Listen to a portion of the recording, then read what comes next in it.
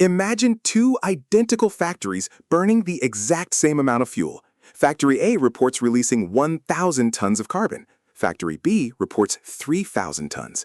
How is that physically possible? The answer lies in an invisible variable, the emissions factor.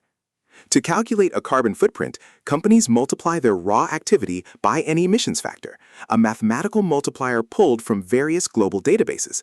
The catch is that these databases use completely different rules. One might measure emissions from the moment fuel is extracted, while another only counts the actual burning. By pulling from conflicting sources without documented justification, companies can cherry-pick factors.